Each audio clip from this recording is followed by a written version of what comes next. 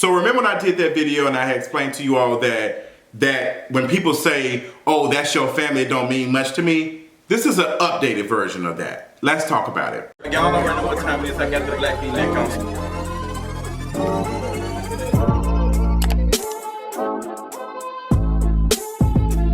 So what's going on, you all? I've been wanting to talk about this video for a while, and honestly, I have the energy and the tenacity to be able to give this conversation, this much needed conversation, this much developed conversation. I think, honestly, it's important for me to give that, considering what day it is and how I'm feeling and how the energy is moving and how I just want to just be honest and authentic. I usually do this on Patreon behind a paywall to protect my peace, but I will be doing a unclean version of this on Patreon. Y'all on Patreon already know what it is. So we all know, like, I don't know if a lot of folks know, a lot of black queer folks do this thing where they create their own family. A lot of black queer folks have been pushed out of homes and pushed out of families and stuff, and, you know, dismissed from families, kicked out and all the other stuff for being queer, for being trans, for being different. I mean, not being accepted by their family. So they have to build their own families. That's why you have, you know, gay families, you know, gay mother, gay father, and all the other stuff. And that's something that I've done but remixed it. I don't have a gay father or a gay mother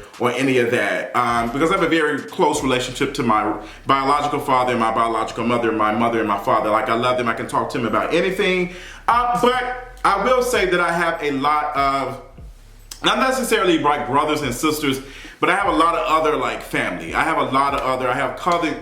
have cousins who I consider to be my sisters and my brothers. Like, I have that type of what's the name. So I've extended that to some people who I do not share any blood with, and I'm very, very close to them. If I needed something, these would be the people I reach out to, and these are people I would talk to if I needed some help or I needed somewhere to stay before a lot of my blood relatives. I have had a very interesting life, a very interesting childhood, and we're going to talk about that. And I think a lot of people need to take something from this video, because I think that we really, like the generation before me and before that generation, really are big on blood. Like, that's your family, you need to stay there for your family and all the other stuff. And I'm just like, I am not interested in no biological attachment to something that is not growing me and not doing anything for me. I'm not interested in being connected to something that is causing me physical, mental harm. I'm just not interested in that. And I think people don't understand that. So I dealt with a lot of homophobia in my family. And I always considered myself to be the black sheep. I was always different. I'm non-religious. I'm not religious at all. Matter of fact, I'm an atheist for folks who do not know. And that, you know, shakes the girls up. Also, I'm HIV positive. The girls have other things about that, and I really don't even care. I have been in Atlanta almost, this is 7 years? I've been in Atlanta 7 years. I've not called a lot of family members for help. I've called a lot of friends. I've called a lot of people who, even someone who I've never met a day in my life, but we talk every day. I have a very close relationship, and if I was to ask them right now, hey girl, my mortgage is late, I need you to help me pay it, they would send me the money without asking any other questions. That is somebody I share no biological, quote unquote, DNA with. We don't share any blood. We're not related any type of way. But our experiences, our love for each other is on a different level, and we're not connected by just, quote unquote, sister, brother, cousin, brother, uncle, auntie, and all the other stuff. I don't believe in that. I just don't believe in that. And I think a lot of other people, a lot of black queer people have been doing it, but I think a lot of black people in general need to do that, because a lot of our family members have caused us a lot of harm and a lot of abuse, and they don't realize it, and then they don't understand why we don't have a connection with them. I don't have a lot of connection with family members like that. I don't. A lot of folks, you know, think it's kind of crazy that I don't have a connection with either of my grandparents. I just don't. I just do not. I have respect for them. I have love for them, but I'm not interested in maintaining a relationship with someone who I cannot share. I like men. I'm black. I'm gay. I'm fat. I'm HIV positive. If we can't have conversations about the very simple things, I'm not interested. I'm not interested in toning down who I am to be in the same, to share space with you. I'm just not. I'm just not interested. That even goes for like church friends, and I have a couple of church friends who I don't talk to more. I'm not interested, and it's no shade, but I need to be who I am. And if I cannot be who I am, then there's no reason for us to be friends. I don't care. And I think a lot of folks think that because someone doesn't care, they have this animosity or this what's the name that like you just like your neck. No, girl, it costs me nothing. It costs me absolutely fucking nothing to have a connection or a relationship with you all because, girl, why do I want to be around negativity? I live a very stress-free life from being around, like away from unnecessary stress that I hear about all the time. Like I hear about it all the time, like the negativity. The last time I seen a lot of my family members was at my brother's memorial service last year. My brother actually died on August the 18th of 2021. That was the last time I had connection with some of these folks, and that's the only connection. I don't feel any way to y'all. Like, stop calling me, stop texting me. I don't want to talk to y'all asses. I have moved from Memphis, not to escape any problems, but I moved to Memphis to Atlanta to build a new me, and it has been it's worked out for me. It was some trials and some tribulations. The bitch went through homelessness, housing insecurity, all these other things. But I am in a space now that I'm very comfortable and I love myself and I love it. I love that I can wake up tomorrow and say, you know what? I might not want to do no work today. I might not want to do no work tomorrow. I love that. I love not even just that. I don't have to have conversations every day about family gossip, family drama. I don't care about that. I don't have to go on Facebook and see all of the drama and stuff that's going on. I don't have to see the shade. I just don't care. I don't care. Like, and I had like this one specific family member who just, you know, I never had a relationship with, who I never thought really liked me as a person or even liked me, period, has been reaching out and trying to speak to me and trying to use a situation to get close to me. And when I did not respond, they reached out on my birthday to quote unquote wish me a happy birthday. And then when I didn't respond in a timely manner, only a couple of hours, they said, well, be blessed, the nephew or whatever. And I'm like, girl, I'm already blessed. I'm already quote unquote blessed. Like, I'm good. Whether I talk to you or not, me not talking to you is not stopping me from getting any quote unquote blessings. First of all, I don't even believe in that shit, to be honest. I don't have to beg to anything to receive this shit. I know how effed up the world is. So me getting on my knees and praying every night and doing all these other things, it's not gonna get me out of poverty.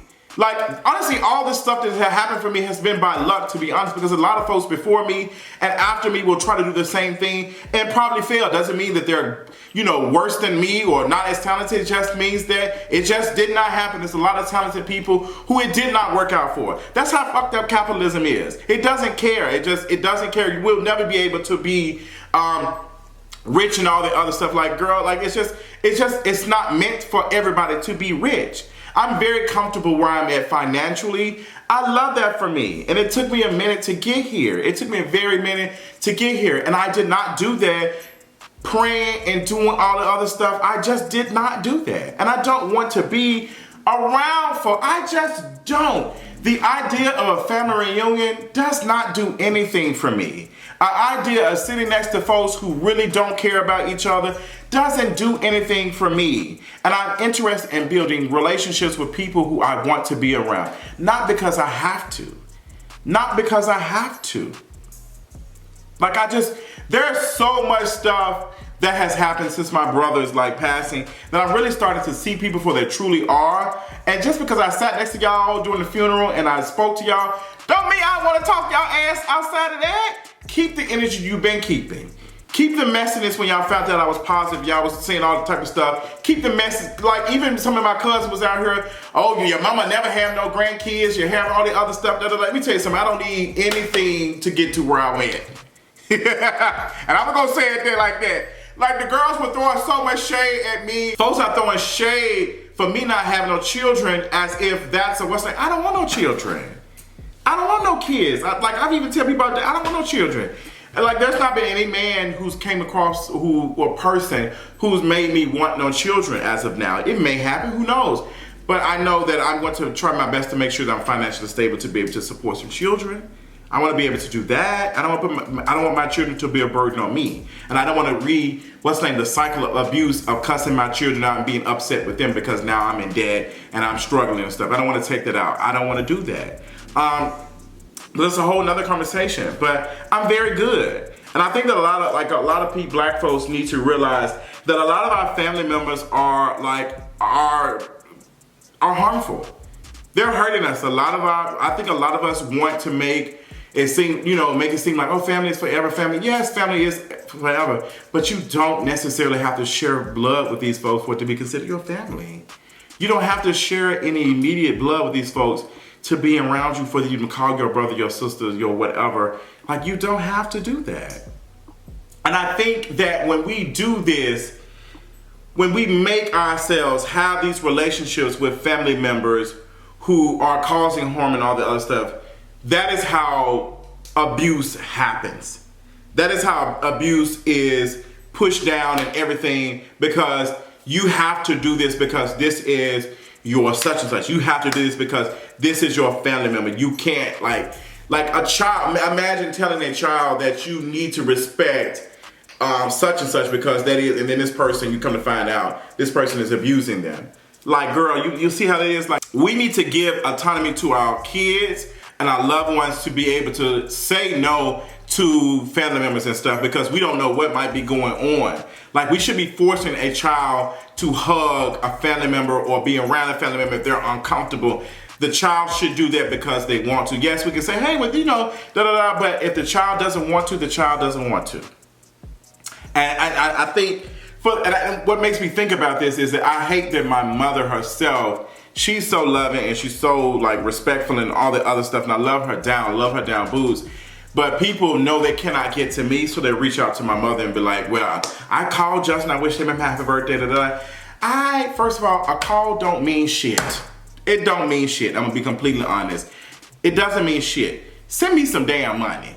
Help me pay some of these damn bills. Help me pay some of these bills. Say, hey girl, I sent you $20. Help me with that. There's whole robocalls. Like, somebody just called me to pay a bill or something this week. That doesn't mean the damn bill collector care about me. Like, you can schedule phone calls, you can schedule text messages and stuff. That don't mean no damn connection. Like, what Beyonce saying here, whole lot of texting, no conversations. Well, meaning a whole lot of texting and calls, but no actual conversations. You're texting me, you're calling me to reach out, but there's no conversation behind that. I don't want to be in any type of relationship where a person is only calling or texting me when it's a year-round something, a year-round death, a year-round life, and all the other stuff.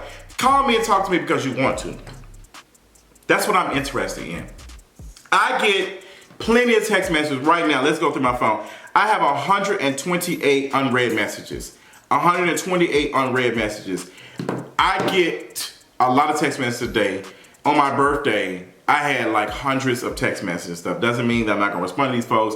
I had probably like 1,000 messages when my brother passed away last year. People sending their condolences and all that, and I truly appreciate that. There's still some people who I'm like texting and saying, oh my gosh, I haven't talked to them. And I text them just on some regular stuff and they sent their condolences. I'm saying, oh my gosh. And these people who I feel like I care about because I'm reaching out to them because I want to hang out with them. I just had a friend who I haven't seen in probably like a year or so come up to my house to help me celebrate my birthday, who had reached out and said, send my condolences and all the other stuff. And I appreciate him. I love him and all the other stuff. But I'm not interested in maintaining relationships that are not growing me. I'm not interested in growing harmful relationships. And I think a lot of us need to realize that is that we need to let some shit go. We need to let these family members go. If they're not sustaining and nurturing us, we need to let them go. It's okay. I don't care if it's your mother. If your mother is not out here sustaining you or growing you and they're negative and all the other stuff, let their ass go. Let your father go. Let them all. You do not need to be holding on to negative, harmful relationships for the sake of that's your mother, that's your family. That's that. You don't have to do that. You can do whatever you want. And the moment you take that power and say, you know what? I can make my own relationships. I can find my own person who I consider like my aunt, my uncle, or my mother, father. Because how I feel, I'm so connected to my mother and father that I can never call nobody my mother and father. But there are some people who do not have a mother and father, who do not know their mother and father, who have to call other people their mothers and fathers. There are some folks who, certain situations have made them find someone who's not biological their mother and father, but someone who's just been just enough. And there's nothing wrong with that. But I think some folks are holding on to the fact. I'm not a respectable. I don't believe in respectability. Respectability has got us nowhere. I don't believe in performing respectability. I don't. The only reason why I somewhat hold my tongue is because I love my mother and I care about her and I actually like talking to her. So I do listen to her counsel sometimes when she tells me not to be disrespectful. But let me tell you something.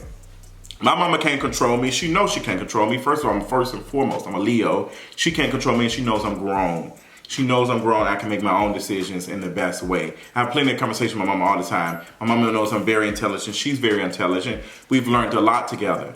And my mother knows that whatever I'm doing is in the best interest of me and in the family and my mental space. And that's very important to me. It is very important to me. So no, I'm not interested in doing anything. Like I did a favor for a family member a couple of months ago that had really had me shook. Helping a family member out. And then the situation of me helping them out was kind of close and it was kind of triggering considering how my brother had passed away.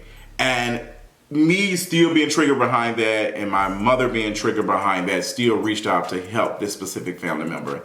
And after they got better or whatever happened, because I'm not going to tell too much of their business, I didn't get a thank you. I didn't get any other thing like checked up on me or all the other stuff. Like really shook me up. Really shook me up in the middle of nowhere, like having to like come and save somebody and help them out. And they were not even there. It was just a whole bunch of mess. They didn't even thank my mother for it because my mother was the one that reached out to me to tell me to do these things. They, like, it was just, and I don't be understanding what folks be wanting from me. Like, you need to look and say, hey, you know what? I did that wrong. Maybe start there. Because making me have a relationship with you, it's not going to work. You need to reach down and say, you know what have I done wrong to make them not interested? And maybe when you start looking into what you have done wrong, maybe you'll start to figure out, hey, you know what, I didn't apologize for that. I'm not a person that quote unquote holds grudges, but I remember things that I've done for folks. I remember things of how I was there for folks, and I remember how they were not there for me. And that plays on how I don't want to be in a relationship like with nobody like that. Where you've done some stuff messed up and you have a history. It's like, I'm not holding a grudge. I'm just like, oh, okay, this person actually is not really a good person with that. So I don't want to be in relation with them. And that's me protecting my peace. And it's done a really good thing for me. My hair is growing. My skin is flowing. I'm looking good, feeling good, living better, period. And that's all I got. So I don't know what to say behind this. I'm pretty sure I get a lot of text messages and stuff. I'm pretty sure I get a lot of phone calls and stuff. I really don't too much care, to be honest. But we'll see. Until next time, protect yourself, protect your peace, and find your own family. Period.